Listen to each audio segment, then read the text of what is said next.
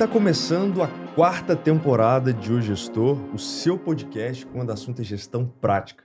Nós trazemos aqui os melhores gestores nacionais para uma conversa aprofundada sobre as melhores práticas de gestão para que você consiga traduzi-las para o seu negócio e, consequentemente, destravar todo o potencial de crescimento da sua empresa. Meu nome é Bruno Rigamonte. Eu sou Gabriel Feitosa, um entusiasta das boas práticas de gestão. E se você também curte falar sobre empreendedorismo, sobre gestão, se inscreva agora nos nossos canais, no YouTube, no Spotify, e vamos juntos compartilhar os cases de sucesso do empreendedorismo nacional.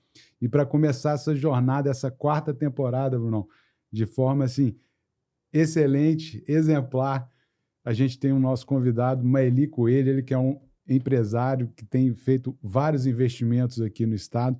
Maeli, honrado com a sua presença, muito obrigado por aceitar o nosso convite. Seja bem-vindo ao Gestor. Muito pelo contrário, eu que agradeço o convite. Estamos aqui para responder naquilo que for possível, né? E quem sabe, tentar de alguma forma mostrar para as pessoas que não tem nada de mais, nada de exagero, nada é impossível. Tem que ter coragem, só. E daí para frente, o barco toca. Bacana. Maeli, por falar em coragem, você veio para as terras capixabas na década de 60 e começou aqui uma vida empreendedora, né? Uma jornada empreendedora. Como que você iniciou, né, essa jornada de empreender, né, na comunicação desde o início, né? Assim, no início, como é que foi essa vocação que você descobriu na frente empreendedora sua? Nós também, né? Eu sou baiano, né? Cheguei em Pinheiros 62, o meu pessoal foram todos para Belém, eu fiquei sozinho, né? E aí vim para Vitória, cheguei aqui em 69, e na verdade negócio de comunicação, isso é uma expressão bem moderna, bem jovem, né? Eu sou pintor de placa, isso aí eu não posso negar, eu sou pintor de placa. Então, na verdade, as coisas vão acontecendo, e, de acordo com a necessidade, a gente vai evoluindo, né? Então, por uma questão de necessidade, a gente vai fazendo as coisas acontecer e você não tem a menor ideia o que pode... Planejamento. Planejamento é coisa moderna. Como é que você planeja sem dinheiro? Como é que você planeja sem ter onde cair vivo? Porque morto cai em qualquer lugar, né? Então, as coisas foram fluindo, acontecendo e a gente acompanhando o destino. E assim foi acontecendo.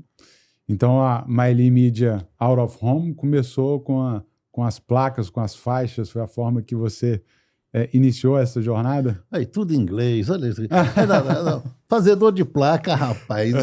Foi lá em outubro de 69, nós começamos a Maeli, né? E está até hoje aí. Quer dizer, como os tempos mudam, tá? A gente também tem de acompanhar, senão você fica para trás. Então a gente começou pintando placa, depois veio o outdoor, né? Depois veio com lona, que é uma coisa impresso.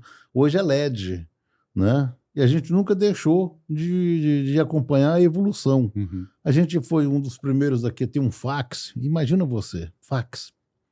Só tinha 3 pessoas aqui que tinham fax em Vitória. 3 empresas. Zé Ruela, que não tinha tamanho. Aí eu falei, eu preciso de ter... Eu fui numa empresa de um amigo, quando eu vi aquele negócio lá, eu falei, eu quero um bicho desse aí, entendeu? Andando a pé quase. E eu falei, comprei, para poder a gente estar acompanhando o tempo, né? Era comum a outras pessoas, empresas e tal, manda pro fax de Maeli e tal, não sei o quê, porque tinha eu na Ilha do Príncipe. Então, aquela coisa que você tem de fazer para acompanhar, senão você se perde. Por que muitas empresas hoje eram grandes na época? Lembra de uma tal de Mesbla? Sim. Lembra de uma tal de Kodak? Lembra de uma tal de Xerox? Né? Falando só de mega empresa para a época. Cadê? Qual foi o motivo? O que fez acabar? Não acompanhou. É só isso. Tanto aí, eu estou falando de empresas internacionais, empresas multinacionais. Então, aí se você vem para o mercado local, tem N empresas que eram megas empresas para a época que não existe mais. Exatamente por isso. E a gente foi vencendo o tempo. Por quê? Você não pode deixar o tempo para trás. Você tem que estar sempre na frente dele. Uhum. No mínimo, acompanhar. Então, senão você... Acontece como essas empresas que eram megas empresas multinacionais que acabaram e outras grandes empresas que a gente tem conhecimento aqui. Mali, a gente conversava brevemente antes de começar aqui a gravação do episódio e você comentava que ao longo dessa jornada, desde a criação da Maeli, né, na perspectiva ali de comunicação, mas no início trabalhando principalmente ali para a parte de divulgação, né, de publicidade, que ao longo desse caminho, né, a gente obviamente vai comentar sobre empresas que você tem recentemente, os investimentos mais recentes, mas que ao longo desse caminho você teve várias outros empreendimentos em paralelo que essa capacidade de adaptação foi necessária e até mesmo foi o que trouxe vocês até hoje tendo esse sucesso que vocês têm e todos os investimentos que vocês têm. Quais foram esses empreendimentos e quais histórias ou aprendizados você conseguiu ir acumulando em cada um desses negócios e como que você entende que isso foi o suficiente ou muito relevante para o que você tem hoje né, vamos chamar assim, de um império em relação ao que você de fato construiu e como que cada um desses aprendizados nesses negócios impactou diretamente nisso? Nota bem, lá no iníciozinho dos anos 90 eu nunca deixei a Maeli, a vida inteira. Ela mantém o mesmo CGC dos anos 60 que eu comecei, que hoje chama-se CNPJ, não é isso? Mas para quem não sabe, era CGC. O mesmo no 27, CGC 27 é o mesmo CNPJ de hoje 27. Então, nós vencemos todos os planos, né, os planos colos da vida. Vivemos uma época sem moeda. Não sei, não é do tempo de vocês. Não tinha moeda. O Brasil não tinha moeda, chamava URV. Vocês sabiam disso? Sim. URV. E imagina quantos planos que passaram e a gente vencendo todos eles, né? Então, a gente tinha de dar os pulos, né? Aí eu montei logo no início com outra pessoa uma loja de tecidos, tá? Vendi minha parte. Nós somos, eu e Aníbal, que é um outro baiano, né? Nós montamos aqui nos anos 90 o primeiro atacarejo, que chama-se hoje atacarejo, né? Estoque atacado. Você, que está o ouvinte aí, com certeza que os mais experientes, né? Vamos dizer velho, né? Sabe, lembra o que era. Nós montamos um atacarejo aqui, estoque atacado. Não tinha no Brasil em canto nenhum. Nós fechamos o Vitória. Fechamos Vitória. A gente dava o luxo de... A loja ficava um pátio muito cheio, então ia entrando as pessoas e saía pelos fundos, porque não podia sair, porque o povo não deixava, que era muita gente, né? Era muita gente. Então, nós montamos. E como que era isso? A gente foi descobrindo como fazer. Depois disso aí, nós vendemos, né? A gente faz e vende, o negócio é ir para frente. Depois aí montamos uma empresa de ambulância, também vendemos. Montamos o PHS de sócio com outras pessoas, que é uma outra operadora de saúde, né? Fiquei lá um bom tempo com eles, vendi minha parte. Né? A Amil, ela tinha umas franquias pelo Brasil, a franquia da Amil aqui de Vitória era nossa, com esses sócios. Então a gente vinha sempre, de alguma forma, né? Batendo palma, chupando cana e assoviando tudo junto, entendeu? Então, fazer acontecer. Você tem uma oportunidade, o que você vai fazer? Aproveitar. Agora, para isso, tem de ter intuição, né? Intuição, coragem e muito trabalho. Não tem outra forma se você não tiver esse tripé para que você possa avançar de alguma forma. Você achar que ir na conversa dos outros, eu nunca gostei disso, eu não confio nos outros, eu confio em mim. Então, eu tenho a intuição de que isso aí vai funcionar, eu vou e faço. E para isso eu tenho que ter coragem para poder enfrentá-lo, né? E daí agora é só trabalho. Porque não adianta ter intuição e coragem e ficar de braço cruzado, ficar em casa, né? E não vai acontecer nada. Tem uma frase que acho que resume isso, que é visão sem execução é alucinação. Exatamente, é isso aí. É isso aí. Que resume. Então a gente está botando logo para entender perfeitamente o que a gente está querendo falar. E vai logo na veia de uma vez.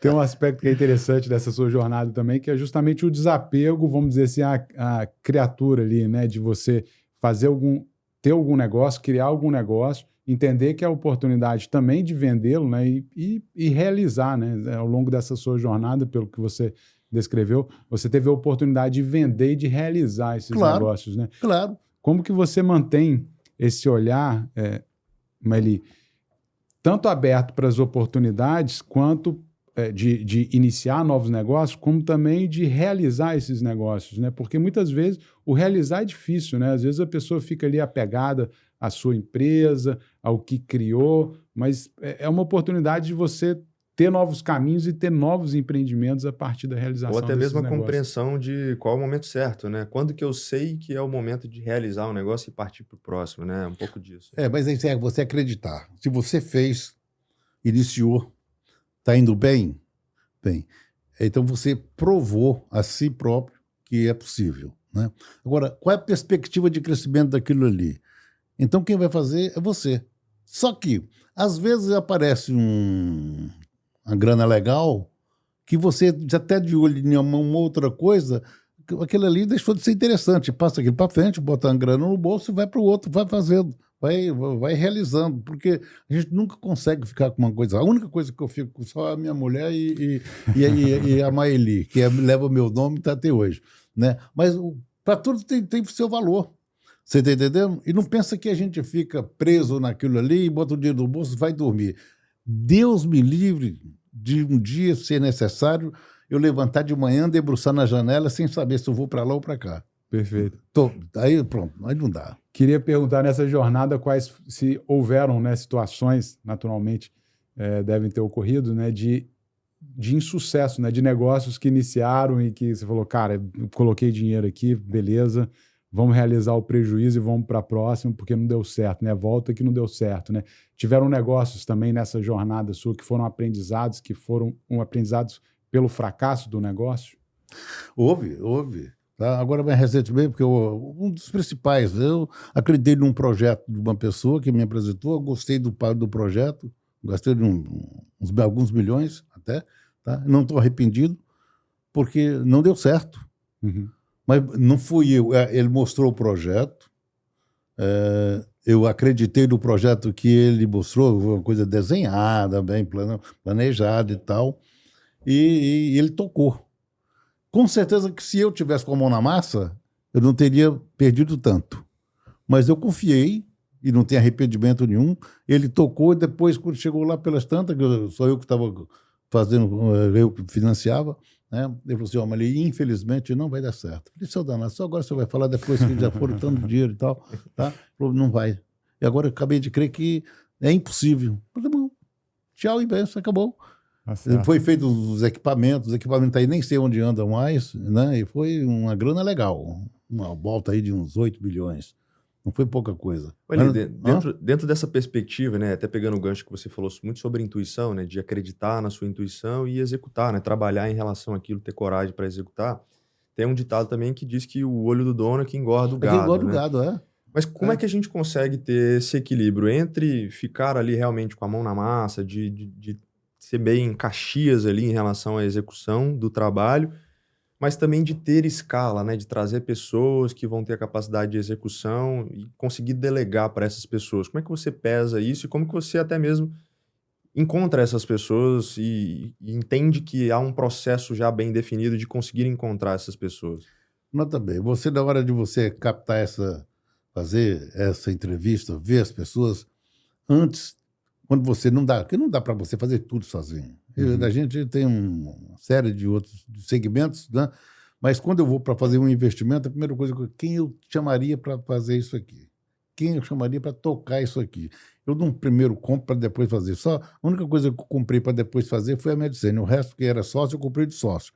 Eu não sabia quem via. E que depois eu os outros segmentos, tá? Eu sempre penso no negócio, projeto do negócio, e aí se eu fizer isso, eu tenho que falar fulano. Aí eu procuro fulano, que eu acho que dá para tocar. Estou com ideia de fazer isso, assim, você topa. E para, quer dizer, se é remunerado, se tem comissão, se tem participação, é outra história, né? E aí eu pulo dentro. Se não é aquele, eu procuro um outro e tal. Eu não estou mais nessa, eu apanhei uma vez, não dá para... Né? Sou baixinho, gordo e careca, mas não sou doido, não. Para poder cair numa dessa novamente. Né? Então, a gente tem que fazer isso, tem de programar, ver o que é que acha que deve fazer e, a partir daí, procura a pessoa certa para tocar. Agora, nunca ficar de longe. Tende a acompanhar. Nesse ponto aí, a gente teve a oportunidade de conversar com o Luiz Cordeiro, da Stel, e ele fala como que é bom ter sócio, né? Como que é bom você buscar nas pessoas, na sociedade, ali naquele casamento, né, empresarial, sociedades e características complementares, né? Assim como no casamento também, de pessoas que são capazes de te completar e de executar aquele projeto. E eu acho que essa sua jornada também tem muita sociedade dentro desses negócios, né? E isso é fundamental para você ter essa capacidade que o Bruno colocou de executar vários projetos simultaneamente, né, Maria? Tem, exatamente, porque você não consegue, primeiro, você não tem nem tempo nem conhecimento para tocar tudo junto, né? É o primeiro passo. Agora, também não é fazer qualquer um fazer por fazer, também não é por aí. Agora, no momento que você identifica o segmento, identifica a pessoa que possa tocar e é confiável, né? Em cima disso aí eu nunca tive problema nenhum, nunca, com todos que já tive até hoje, né? Foi muito fácil para entrar, muito fácil para sair, de uma maneira muito, muito tranquila. Na época mesmo, quando nós vendemos o estoque lá, né? Eu tive uma briga ferrenha com o meu sócio, porque a gente tinha uns carros, eu queria que ele ficava com os carros mais novos, ele queria que ficasse com o mais novo, era meu, entendeu? Olha que coisa, entendeu? Aquela coisa de a gente querer para o outro, o melhor para o outro. Eu falei, Bueno, esse carro aí, não, esse carro é seu, eu peguei o mais novo, esse aqui é o seu, não, esse é o seu. Olha, você está entendendo? Esse tipo de coisa é muito gostoso, quando você faz e na hora de fazer, sorriso, na hora de você separar, por um motivo ou de venda, alguma coisa, tem de ter o mesmo sentimento, senão não funciona. Isso representa perfeitamente, quer dizer que no andar da carruagem sempre teve assim um bom entrosamento, um bom entendimento, uma boa vivência para poder as coisas fluir, né? A gente percebe muito na sua trajetória, né, essa liderança baseada em valores familiares, né, e sempre um propósito muito claro, né? Como que você foi construindo essa base de valores e como que hoje são essas relações até mesmo com os seus liderados e com os seus sócios, né? Como é que é essa tradução dos valores dentro do ambiente profissional? Saber escolher. É igual filho, não, a família toda trabalha, né, comigo. Não, eu, filho, nora, né? Mas então, a formação. Então, no momento que você chama, você tem de ter... Estuda primeiro, olha dentro dos olhos, será que é isso mesmo que você quer? Né? O filho, você tem de começar tá mostrando qual é a realidade da vida, para depois não ter surpresa. As pessoas acham que tem que dar tudo na mão, que vai... Não é por aí. Você tem de mostrar a ele a necessidade de aprender, né? De fazer acontecer, quer dizer, ele saber quanto custa o dinheiro. Tá? Ele tem que ter esse conhecimento. E é desde criança que você começa a fazer. E o sócio é a mesma coisa. Não adianta você ter... Claro que defeito todos nós temos, ninguém é perfeito na vida, né? Mas, de qualquer forma, você tem como amenizar isso aí. É escolher as pessoas certas, né? Nós, da medicina, por exemplo, quer dizer, a ordem que a gente dá para o RH, contrata primeiro, antes de ver o profissional, tem de ver se contratar gente que gosta de gente. A partir daí vai ver a capacidade do profissional. Às vezes um baita profissional, mas aí chega todo sisudo, todo... Não serve. Agora, fez uma leitura, gosta de trabalhar com gente, é gente que gosta de gente, então a partir daí entra em profundidade na questão do conhecimento da atividade que ele vai exercer. Fora disso aí, não dá, não funciona. Mas outra característica que a gente vê dentro da sua gestão e das empresas, né, geridas, é essa, vamos dizer assim, agressividade pelo crescimento, buscar o crescimento de uma forma bem enquanto uma meta mesmo e um crescimento exponencial. Por exemplo, a Medicênio, o sonho grande era multiplicar, né, o número de vidas. Na época, eu lembro que quando a gente teve a oportunidade de conversar com uma Ele Filho, por exemplo, estava, se eu não me engano, em 80 mil vidas e o objetivo era chegar em 1 milhão de vidas. Então, uma meta esticada para puxar ali, talvez para forçar muito também esse crescimento exponencial da organização. Você entende que colocar grandes desafios, colocar sonhos grandes dentro dos empreendimentos puxa toda a equipe em prol desse sonho grande? Como que você alimenta vamos dizer, essa vontade de ter uma meta audaciosa em toda a equipe? Eu não digo sonho, Eu não uso essa palavra sonho. Eu tenho objetivo. Uhum. No meu entendimento, o sonho é aquilo que você gostaria de ter e não tem condições de executar. Eu tenho um sonho de, sei lá, ir à Lua. Eu não posso ir, eu fico no sonho. Uhum. Agora, se eu tenho objetivo e nós vamos chegar, você está falando de vida, nós vamos chegar sim em 2030, porque quem viver verá. Escreva, quem viver verá. Em 2030 nós estamos com 1 milhão de vidas, 1 milhão de beneficiários pelo Brasil. Hoje já estamos, na época que falou, tinha quantos? 80 mil, né? Estava 80 mil, isso foi 3 anos atrás. Então, nós estamos com 220 hoje. Sensacional. Né? 220, um crescimento médio, 40 e poucos %. Se você pegar aqui, nos últimos 5 anos, a gente vem crescendo 42%, 45%. Se você, só nessa batida aí, você já vê que a gente vai chegar ao 1 milhão em 2030. Vê, nós estamos em 2025, faltam 5 anos, vai multiplicando vezes 40, 40, 40, que vai ultrapassar. Mas vamos lá que seja isso aí. No início, quando a gente não tinha nem 40 mil vidas ainda, e eu fiz as contas, falei assim, vamos chegar em 2030 com 1 milhão de vidas. Me chamaram de doido, e, você tomou remédio hoje? Não, rapaz, e tal, não sei o quê. Mas é questão do objetivo. É só você colocar como meta, acabou. Não tem outra saída. Você coloca como meta e você busca ela, insiste, que não tem como dar errado. É humanamente possível, desde que você planeja, faz as coisas de uma forma coerente, não é? A gente hoje já estamos aí, agora mesmo, eu só não estou em Recife hoje por causa disso aqui. Que bom, mas daqui a pouco, então, mas eu não vou hoje, mas vou amanhã cedo. Agora vou sair de madrugada daqui em razão, porque eu tinha marcado com o pessoal lá, depois o moleque botaram, não, tem um podcast e tal, só que então, a gente está abrindo lá em Recife, eu então vou amanhã e volto sexta-noite, sexta-tarde, sei lá. Então, o que é isso? É da busca incessante para que a gente tenha, para alcançar o objetivo que nós chegarmos em 2030 com 1 milhão de vidas. E não abro mão. E como que você entende que você consegue, que o time acompanhe também, né? Como que você consegue transmitir esse objetivo também? E essa audácia da meta, né, esticada também, como que você passa isso para toda a equipe? Passar a verdade. É só passar a verdade. E na contratação, você tem de ver as pessoas que têm o poder do pertencimento. Uhum. Né? Nesse momento aí, você pode ter certeza que ele abraça a ideia e vai. Nós não falamos, nem fazemos, nem praticamos nada que seja impossível. No momento que você mostra que é possível, que vai depender só de você, e a gente vai com todo o pessoal, os diretores, né? O funcionário, o menino que está abrindo a porta lá, eu passo sempre pela porta para me ver o que está vendo. Às vezes eu fico de longe olhando ele, como é que é o comportamento dele, abrir a porta para as pessoas, né? Como é o comportamento dele, o sorriso dele, para poder a gente, porque é dali que começa tudo. Você está entendendo? Então, vamos dizer assim, de ponta a ponta, as pessoas têm assim, no sangue essa necessidade de estar acompanhando o que a gente sempre prega, mas nada que seja impossível, né? E aí vem para outros problemas de remuneração, reconhecimento, tudo isso para poder você, cada dia que passa, ampliar mais essa vontade dele do poder do pertencimento.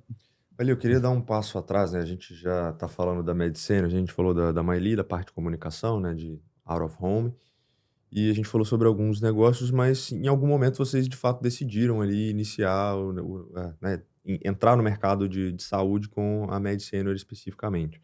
Quando a gente olha hoje, né, a gente observa a matriz etária brasileira fazendo uma inversão, né? A gente vai, consequentemente, ter nos próximos anos uma população cada vez mais idosa, né, um índice de natalidade muito baixo e, consequentemente, as pessoas com aumento da qualidade de vida, com aumento de prevenção, as pessoas tendo um aumento da expectativa de vida consequentemente. Mas eu imagino que talvez lá quando vocês iniciaram a Medicine, pode ser que vocês tenham identificado essa oportunidade, mas hoje é uma coisa clara, mas que talvez lá atrás vocês enxergaram isso que talvez nem todo mundo estava olhando, outras operadoras, outros planos de saúde não estavam olhando. Como é que foi esse processo decisório de construir esse negócio E quais que foram as premissas, né, os pilares que estavam pautados para que vocês entrassem no mercado de saúde? Olha bem, como eu disse lá atrás, nós éramos sócios de outras operadoras. Outra operadora, que era o PHS, depois veio a Mil, né? E eu vendi a minha parte de todos eles. No que eu saí, as coisas começaram a dar meio que... Não que foi pela minha saída, mas outras inconveniências, né? Eles pegaram e venderam. E um dos sócios, tá, conheceu uma pessoa e falou assim, mas eu estou com um projeto com fulano de tal para ver fazer uma outra operadora. Eu falei, "Ih, mas o que é isso? De idoso. Idoso? Eu sempre gostei da coisa diferente. Que um negócio que eu sempre penso também é que você, quando vai fazer alguma coisa que já se fazem, nunca você deve fazer aquilo melhor. Tem que fazer a mesma coisa, porém diferente. E quando eu vi falando disso aí, eu falei, opa, isso aqui já vai me agradar. E começou a falar das ideias e tal. Eu falei, pronto. Eu não vou entrar, isso em 2010. Eu não vou entrar de imediato, mas estou dentro. E comecei a ficar com eles, tá? Eles toda hora insistindo para a gente estar, eu ajudando muito na fundação e tal. E fiquei de 2010 até 2012 ajudando, fazendo, eles usando, na época também tinha ambulância, foi precursor de tudo isso, que foi vamos dizer, a mola mestra, a espinha dorsal para começar em razão das ambulâncias e tal que a gente tinha. Falei, vamos fazendo, eu fico de longe, mas dentro. Tanto que quando... E eles doidos para mim entrar. Vambora. Toda semana, todo mês, Baiano, chama que chama de Baiano. Baiano, bora, botar logo para dentro. Tanto que eu, em 2012, eu entrei e não paguei um centavo. Eu entrei e não paguei nada. Não teve dinheiro. Que eles queriam que eu entrasse, né? E quando chegou em 2014... deu um negócio lá, falou assim, para vender, vou vender. Eu cheguei a sair para oferecer a algumas pessoas, mas eu sempre pensando comigo. Eles mandavam eu sair para poder oferecer a alguém, para vender a Medicene. E eu sempre fazendo os meus cálculos para mim mesmo. Depois, logo em seguida, eu falei, fui fulano, ciclano, deu não. Mas dentro dessas condições eu vou ficar sozinho. Eu comprei e fiquei sozinho. E eles saíram. Tá? E aí foi nesse ponto que eu não tinha ninguém ainda. Eu comprei, fechei sem ter ninguém para pegar. Eu não sou médico. Mas aquela coisa da intuição, eu falei assim, eu vou achar. Aí fui em São Paulo, trouxe uma pessoa que está comigo até hoje, a nossa vice-presidente, tem participação também, tá? E arrebentamos. E aí ela fica... Igual na época do estoque, o outro baiano, ele botava para dentro e eu botava para fora. Hoje, ela é médica, a parte da parte operacional, da questão de prestadores, a parte médica, toda é com ela. A parte comercial, marketing, tudo é comigo. Então, foi uma soma que deu liga. Deu liga tanto que está acontecendo aí de uma forma assim bem legal pelo Brasil. Né? Com 220 mil vidas, né? E com 220 mil vidas rumando a 1 milhão, né?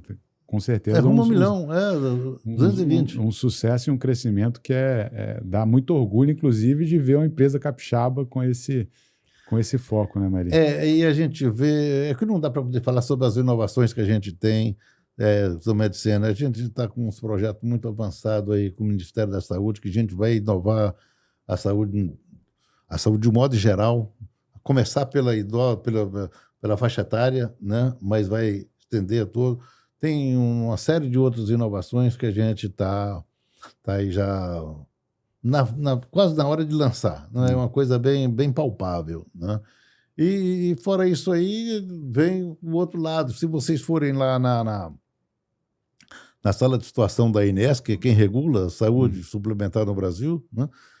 São 700 e poucas operadoras. Nós estamos ali entre as 5. E olha que tem operadora aí com milhões. Né? Mas quando você vai ver lá em termos de resultado, em termos de crescimento, em termos de entrega, ninguém supera a gente. Você está entendendo? Perfeito. Então a gente está crescendo de uma forma bem assim, sustentável, invejável. Por isso que os fundos ficam atrás da gente. Nós agora temos um fundo, tem 2 anos e pouco, que diversos fundos nos procuraram, né? E a gente teve o privilégio de escolher e escolhemos o fundo da Soberano de Singapura, tá? Tem 15% da empresa, mas nunca pararam nunca pararam de ficar futucando a gente, querendo mais alguma coisa. Tem o Banco Mundial, eu fui para os Estados Unidos, fiquei por conta do Banco Mundial e tal, tá? E só não deu com eles porque o dinheiro que era para entrar tinha de entrar na empresa, e a empresa não precisava de dinheiro, né? Tinha de vir para a gente, sócios, né? E eles não podiam. Tá? Mas mesmo assim teve outros, sério, acho que 13 ou 14 fundos que a gente atendeu aqui, eles que nos procuraram. E fechamos com o Fundo Soberano de Singapura. Mas o Bruno trouxe essa vertente desse olhar para oportunidades que são, vamos dizer, fora, né, do eixo tradicional, e você mencionou isso na sua fala também, de fazer o mesmo, mas fazer olhando para outras oportunidades. E você também, recentemente, muito se fala hoje no turismo capixaba como a nova via de crescimento do Estado, principalmente olhando para a reforma tributária e o impacto que isso vai ter dentro dos incentivos fiscais que existem e tal.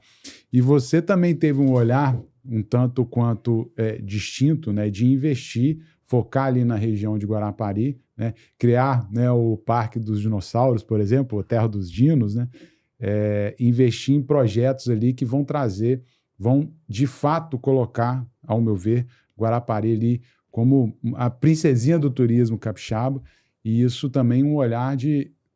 Todos falam do turismo como uma oportunidade, você colocou a pele em risco, foi lá, está investindo, está conduzindo alguns projetos, né, como a revitalização do Hotel Porto do Sol, o Parque dos Dinos, o hall de lojas também lá em Buenos Aires, tem o projeto também do Hotel de Siribeira. Então, assim, como que você também, novamente, olhou para o turismo, enquanto muitos falam que é a próxima, né, vamos dizer, a próxima via de crescimento nossa, como que você enxergou isso como uma oportunidade e conseguiu mobilizar esses projetos que, conjuntamente, têm um potencial realmente de elevar o nosso turismo de uma forma bem significativa, né? Como é que foi esse olhar também para essa inovação e esse olhar para Guarapari aí como um potencial de investimento? Nota bem, eu já trabalhei no turismo, eu fui presidente do Convention Visits Bureau, que é turismo de negócio. Um pedaço de lazer também, porque as pessoas vêm a negócio e depois fica, às vezes, um final de semana a família vem, ou vem junto de uma vez, faz os dois, mas 85% é turismo de negócio. Mas não foi por isso que o Guarapari eu vi a oportunidade.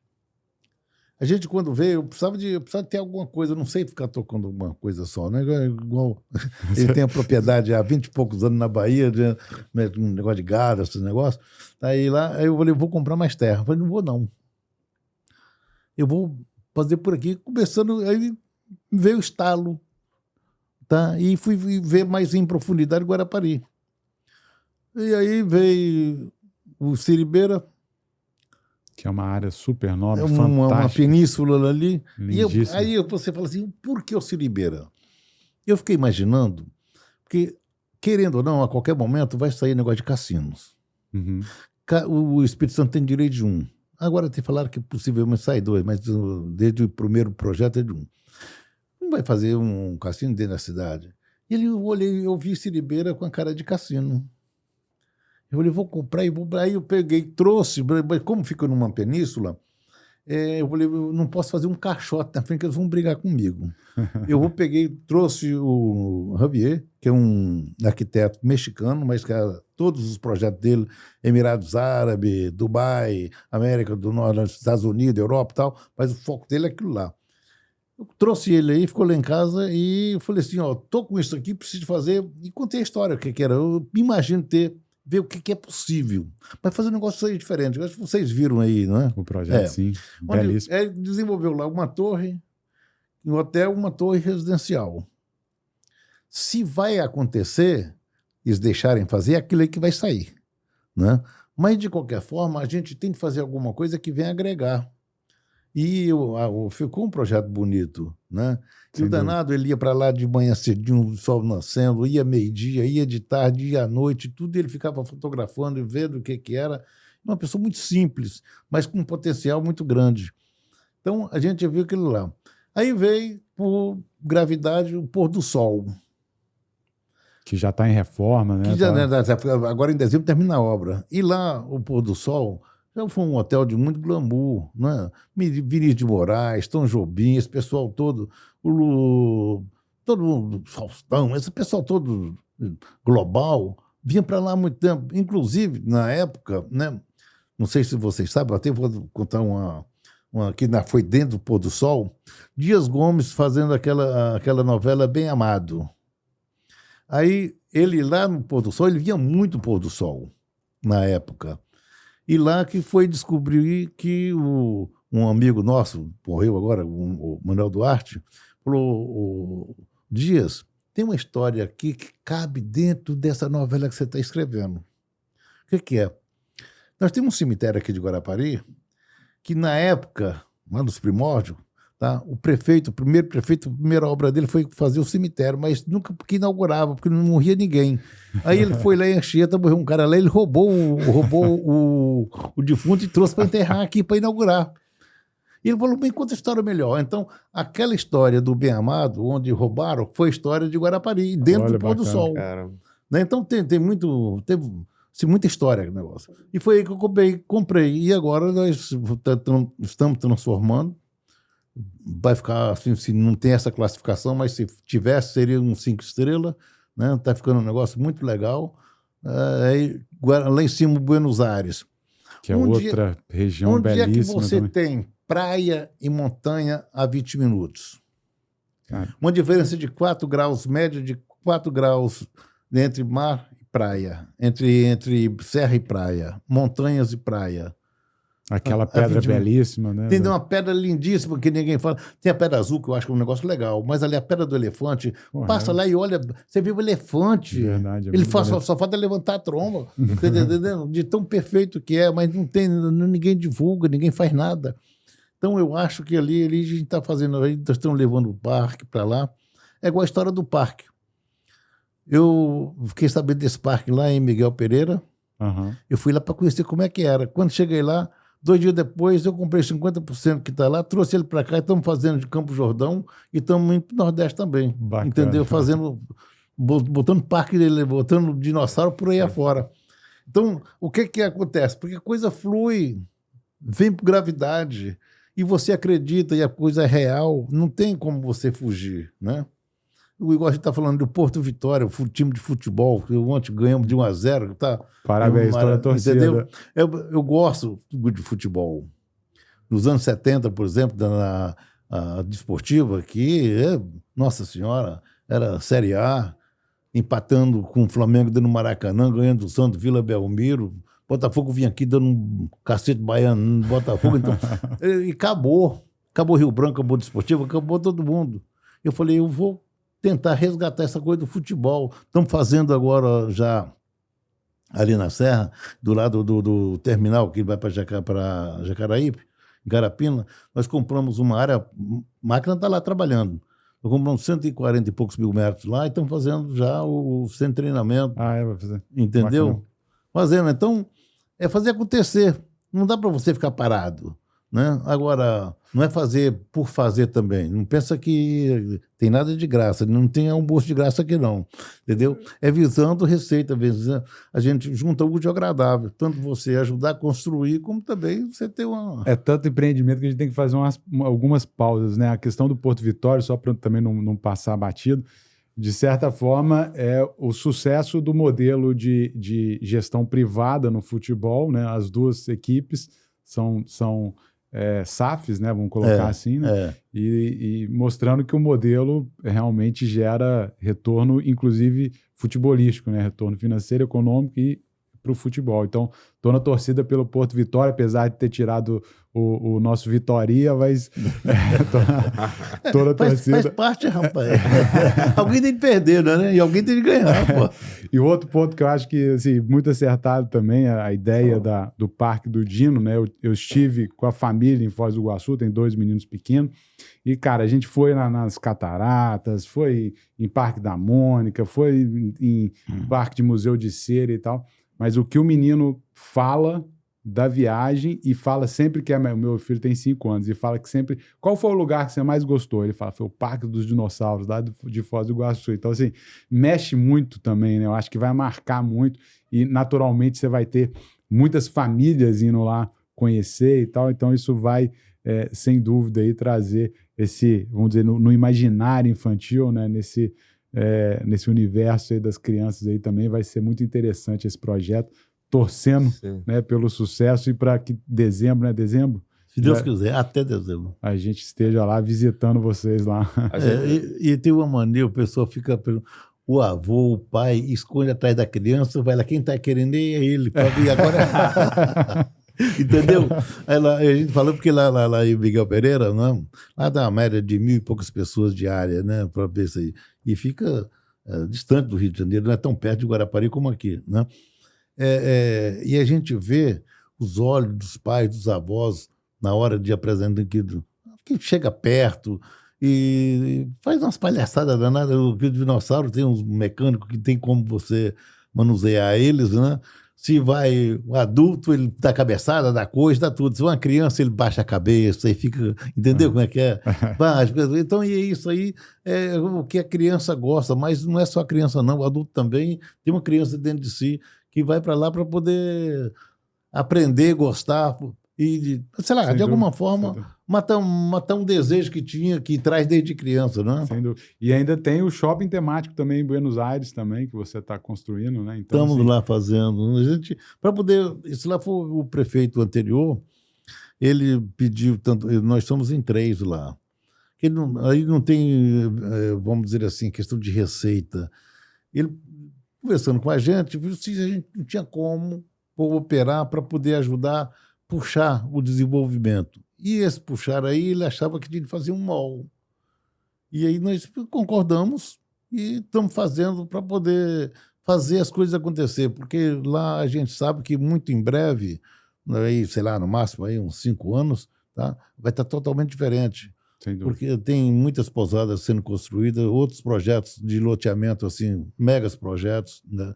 Tá? Eu também até já preparei a terra, o terreno lá, na hora que terminar o pôr do sol, muito possível, vou começar outro hotel lá também, entendeu? Porque fica um hotel de montanha e de praia. Então, e um negócio mais legal, não é fazer assim fazer uma coisa mais sofisticada. Você vê Buenos Aires como a próxima Pedra Azul? Vai superar. Isso aí. Vai superar. Não vai superar hoje, amanhã, depois, daqui a 2, 3 anos, não, mas vai superar. Vai superar porque, lembra que para ir para Pedra Azul é um lugar lindo. Eu tinha empreendimento lá também. Lindo. Mas acontece que para você ir, é uma dificuldade danada. Para voltar é pior ainda. Domingo para você voltar é um sacrifício. E o risco, né? Aqui para Buenos Aires você tem 2 rodovias duplicadas. Você fica em 40 minutos. Verdade. Das montanhas na praia, 20 minutos. Olha aí. Você está entendendo? Então, a infraestrutura e o potencial de crescimento é infinitamente maior. Hoje, não. Por isso a gente comprou algumas áreas lá, exatamente porque a gente acredita que, dentro de muito pouco tempo, vai ser assim o coca-luxo da região aqui, como montanha. Gabriel, a gente fez um trabalho de pesquisa, né, de entender os negócios, mas me parece que se a gente passar mais tempo aqui, cada hora vai sair um negócio do bolso ali, a gente vai precisar comentar sobre vários outros negócios. Mas assim, observando um pouco da jornada, né, de como que vocês conseguem interagir com talvez um mesmo público, né, um mesmo indivíduo em diferentes esferas, né, tanto o indivíduo que está no carro, no trânsito ou no transporte público, e vocês têm ali a comunicação, a publicidade, né, gerando um impacto ali positivo na vida das pessoas, né, divulgando trabalhos, empresas de modo geral, até mesmo dentro da perspectiva de saúde, né, de uma medicina preventiva, uma medicina focada em qualidade de vida na terceira idade, né, ou na melhor idade, enfim, que a gente pode chamar dessa forma também. Mas no momento de lazer, a pessoa, quando ela está querendo buscar ali uma opção de, né, próximo para sair da sua rotina, e, enfim. Então, vocês observam aí Guarapari, mas também com diferentes abordagens, né, de entender a vocação dos lugares e de conseguir fazer esse desenvolvimento também. Você comentou brevemente sobre a fazenda na Bahia que vocês têm, o investimento que vocês fazem na expansão dos negócios, não só aqui no Espírito Santo, mas a nível nacional. O próprio investimento no esporte, então no entretenimento também, né, não apenas no lazer, mas no entretenimento, no investimento em atletas locais, né, ou até mesmo de movimentar a economia local. Então, me parece que hoje vocês têm uma capilaridade muito grande e, ainda que as pessoas não saibam, vocês estão inseridos na vida das pessoas de diferentes formas, de diferentes momentos, e muitos desses momentos são momentos agradáveis, né? Momentos em que a pessoa está ali numa perspectiva que ela consegue ser impactada positivamente em relação a isso. Mas quando a gente vai para o lado da gestão disso, né, me parece também que gerir isso tem o seu grau de complexidade. Você falou que o seu perfil de gestão em relação a esses negócios é não se afastar tanto, olhar de perto para isso. E isso me gerou uma curiosidade de entender um pouco da sua rotina, né? Um pouco da sua dinâmica de trabalho. Você falou que trabalha bastante, que não foge do trabalho, mas queria entender um pouco exatamente dessa sua rotina, quais que são as rotinas de gestão que você tem, quais momentos você separa para cada um desses negócios, se até mesmo nos momentos de lazer, se acabam surgindo negócios a partir exatamente dessa curiosidade ativa que você tem também. Como é que é um pouco dessa sua rotina, da sua vivência e da capacidade de gerir esses múltiplos negócios e encaixar tudo isso dentro de uma rotina semanal, Bem. mensal? A gente, não dá para você fazer tudo sozinho, né? Como já disse. Tem de ter alguém para não é acompanhar, mas não acompanhar a gente, acompanhar o desenvolvimento daquela atividade que está se exercendo, né? E amigo viajando. Eu viajo toda semana, normalmente. Semana passada eu saí segunda-feira, 6h30 da manhã, por aí, voltei na sexta-feira à noite. Vitória, Campinas, Porto Alegre, Curitiba, São Paulo, Campinas, Vitória. Então você vê como é que as coisas andam. E aí, gente, tem hora que a gente está dormindo e não sabe se está acordado, se está onde. Te juro que é aquele. Tá igual o artista que faz show. É quase igual. Então, a gente, quando eu venho cá, aí você fica. Dá aquele branco, tá entendendo? Para ver aonde você está. É porque a gente. E comer. Porque a gente sai, almoça com um, janta com o outro, vai até às vezes mais tarde, no outro dia tem o café da manhã com não sei quem, e aí é essa roda viva, né? Agora, quanto aqui em Vitória, por exemplo, eu não podia ir ontem, que tinha um compromisso, né? Eu ia hoje para Recife.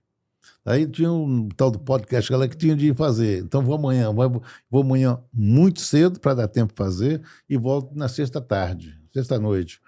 Então, toda semana tem de viajar. Essa é a rotina de sempre. E acompanhar sempre quando eu estou aqui, por exemplo, em Guarapari.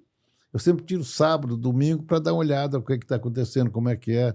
Às vezes sexta, que eu chegando já... Às vezes eu já venho de viagem, desço já em Guarapari.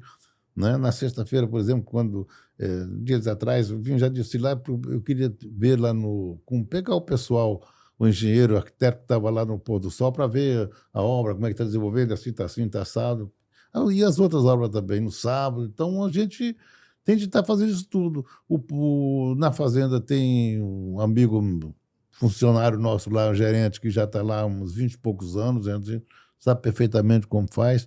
Então, como é norte da Bahia, às vezes eu estou indo para Belo Horizonte, chego lá, ou às vezes estou vindo de Brasília, passo lá, e assim vai acontecendo, tá? Parque do Dino, a gente está sempre passando aí, eu posso ir no sábado, posso ir no domingo, ver o que está acontecendo, né? E por aí vai, não tem...